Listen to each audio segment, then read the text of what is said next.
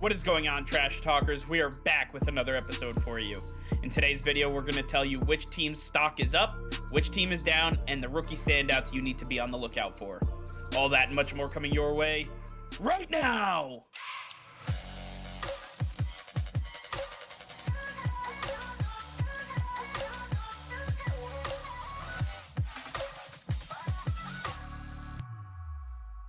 All right, before we get into today's video, be sure to hit that subscribe button and like the video as it will help us out tremendously. So sit back, relax, and enjoy today's video.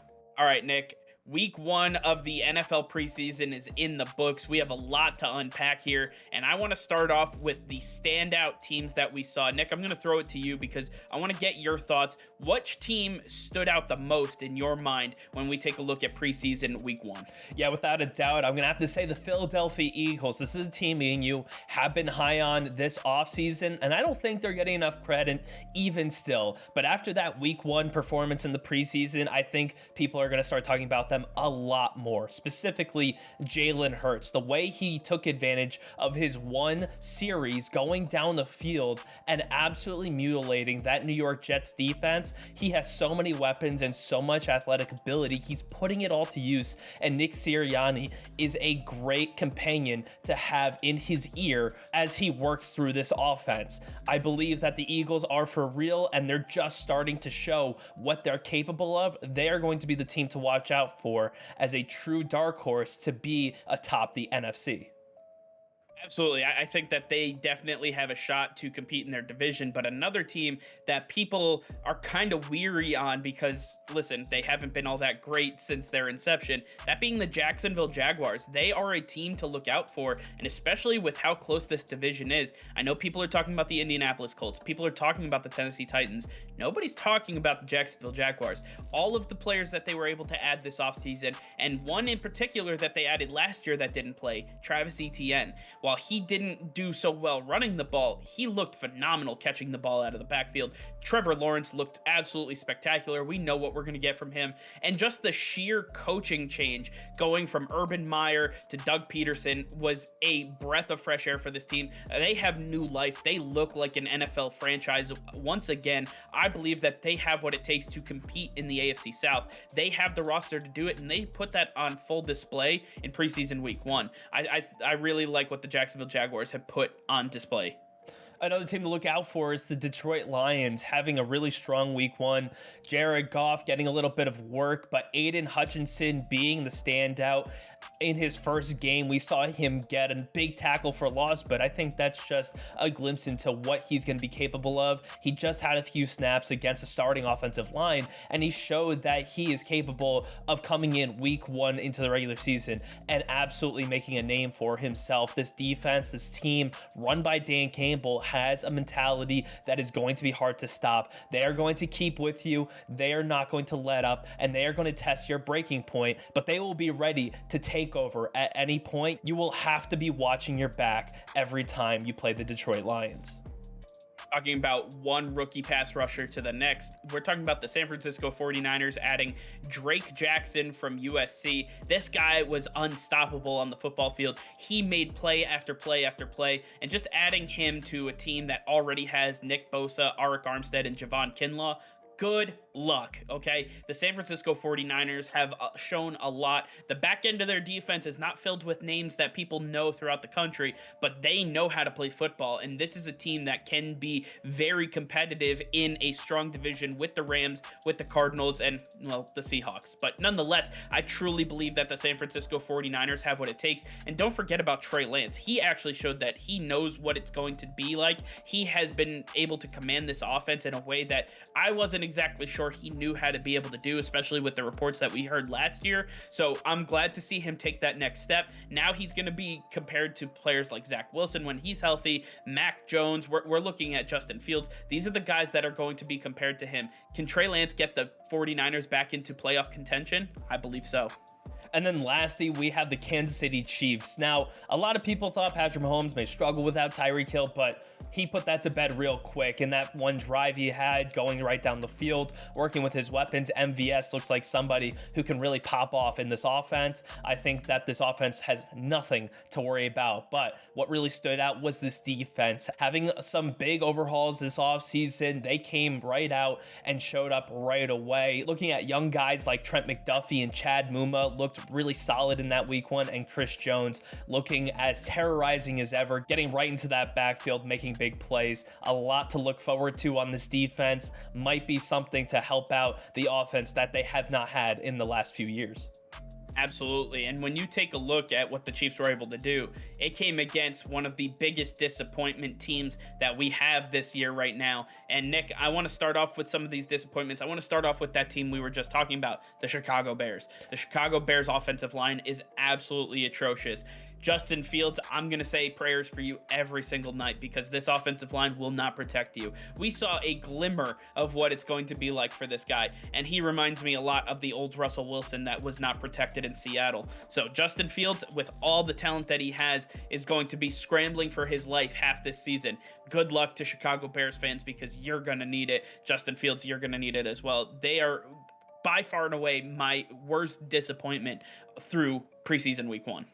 Another team to look out for is the Green Bay Packers. Now, I know they didn't play a lot of their starters, but Jordan Love being the future of this team, Aaron Rodgers not going to be around too much longer. You need to see what you have in the future quarterback right now, and it's not looking good. They went up against the 49ers, who do not have a lot of big names on that defense, but Jordan Love struggled nonetheless, and it's just questionable whether he's going to be able to take over and keep this strong franchise afloat. I just don't see it right now. I have not seen it in the last 2 preseasons. Nothing is really changing, and I just worry about the Green Bay Packer future and that secondary. Now, they didn't have Jair, they didn't have some of their other starters, but they were getting blown up by some no-name wide receivers on the San Francisco 49ers who are just trying to make the roster, not even looking for a starting role, and that really questions you whether they are going to be able to hold up in that division with some big wide receivers like Justin Jefferson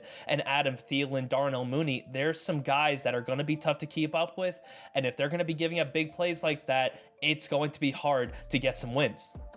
Absolutely. Hard to get some wins is definitely the mantra for our next disappointment being the Cleveland Browns. The Cleveland Browns are still in the midst of the Deshaun Watson debacle that they traded for and then signed to a fully guaranteed deal. So congratulations, Cleveland. You get what you asked for.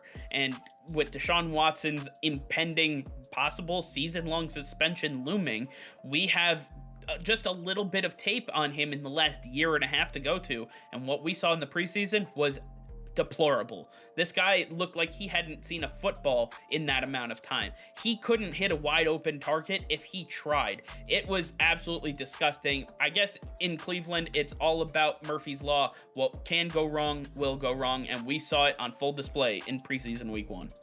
Another team who had a struggling quarterback was the Washington Commanders. We saw Carson Wentz finally get some reps in live action, and it just was not everything you would hope it to be. Terry McLaurin seems like he might have another struggling year because of bad quarterback play. We see Jahan Dotson getting some separation, but Carson Wentz just does not have the speed, the ferociousness needed to push that ball downfield as fast as he's gonna need to for these speedsters. When you have Terry and you have Dotson and Curtis Samuel, that's a lot of speed. You're gonna have to throw passes to keep up with that speed, and I could see already Carson Wentz throwing a lot of balls behind his receivers and end up turning into turnovers.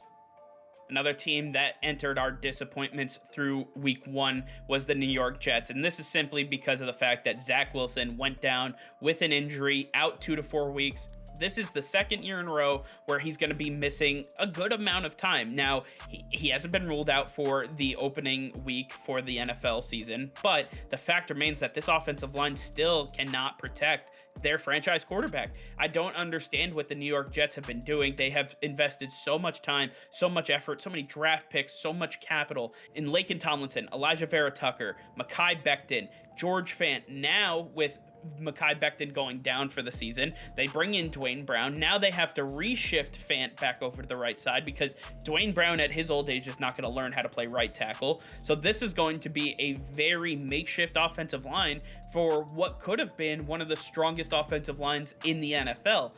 At this point, Zach Wilson is not the guy that we thought he was. He's got to stay healthy. He's going to have injury concerns all over him as he continues to progress throughout his career. And until he shakes those off, the Jets are going to remain a disappointment in the NFL. Now, we did have some disappointing teams, but we also had some rookies that decided to show up right away and stand out. And I want to start off with Houston Texans running back Dameon Pierce. We saw the Marlon Mack get some early reps, and he did not look like the old Marlon Mack. He looks like he's had a torn ACL and some Achilles injuries in his past. He does not have the explosiveness necessary to be a running back one in the NFL. But in comes Dameon Pierce, this running back out of the University of Houston, comes onto scene right away and gashes the defense for big gain after big gain. And he has a very thick frame, very short, but he is able to explode vertically and laterally. That's going to make him a very tough person to stop. And I think with the way this offense is set up, you're going to see Davis Mills looking to drop this ball off as much as possible and quite a few runs as well. So Dameon Pierce is going to be a guy to get a lot of work early on and often. Another guy that's going to be working very hard will be Philadelphia Eagles star Jordan Davis. Jordan Davis is just a man amongst boys. Let's call it what it is. This guy eats NFL players for dinner and has no remorse about it. And we saw that in full display when he went up against not only his own team, but the New York Jets as well. This guy was absolutely dominant. He was pushing guys around left and right. He is one of the strongest humans I've ever seen play the sport of football, and he has no regard for human life. He is going to be an absolute terror next to Fletcher Cox, Brandon Graham, and everybody else on this defensive front seven. It is going to be scary hours, and this goes to show that the Philadelphia Eagles are ready to come for you. Now, when taking a look at quarterbacks, really only one truly stood out, and that being the #1 quarterback taken, Kenny Pickett, throwing 2 touchdowns in his first preseason game. Looked great out there, running with some of the #2 and 3 string wide receivers and tight ends. He looked like he could really put together a strong drive, and as soon as you pair him with Deontay Johnson and Chase Claypool, I think things ramp up and the Steelers become a contender once again. Speaking of the Steelers and staying on topic, we have to talk about George Pickens, the standout wide receiver from the University of Georgia. This guy went up and got balls that weren't necessarily meant for him. He was able to really show up and show out, especially on that big touchdown catch in the right corner. This guy knows how to play the position of wide receiver. He's a big body guy who can go up and get the football at its apex. He's a guy that really knows how to contort his body and really battle for positioning even when he doesn't have the upper hand. I really like what he's going to be able to do with this Pittsburgh Steelers offense. Him next to Chase Claypool and Deontay Johnson, it is going to be an explosive offense, not excluding Pat Freiermuth and Najee Harris. I believe that the Pittsburgh Steelers have all the makings of a very, very good offense. Now they got to figure out if Kenny Pickett really is that guy. And then we have Tyquan Thornton of the New England Patriots, with the Patriots' new offensive scheme looking more like Kyle Shanahan's offense, a lot more vertical threat ability. Tyquan Thornton running that speedy 4.26 40 at the combine, showing off his wide receiving ability with those strong catches down the field and in the end zone. He looks like he could be a big receiver in the making for the Patriots and this new way of running the offense. I think it's going to work out quite well for Tyquan Thornton. Absolutely. I love what Tyquan Thornton has done, but I think one guy that needs to be noted here was Matt Araiza, the punter for the Buffalo Bills. This guy just put on an absolute punting clinic. This guy punted the ball 82 yards down the football field and made it look seamless. He is a phenomenal talent. We don't get to talk about kickers and punters too much on this channel, but when they show up and show out like they did, we have to give them credit, and Matt Araiza is one of those guys. I'm going to give him the nod for one of our rookie standouts as well.